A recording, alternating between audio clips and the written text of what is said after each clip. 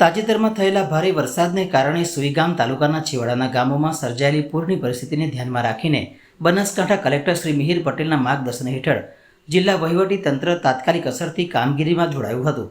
છેવાડા વિસ્તારના પાડણ અને જેલના ગામોમાં પૂરથી અસરગ્રસ્ત પરિવારો સુધી વહીવટી અધિકારીઓ સીધી પહોંચ મેળવી આજે અસરગ્રસ્ત લોકોને ટ્રકો દ્વારા અનાજ અને રાહત કીટ પહોંચાડી હતી.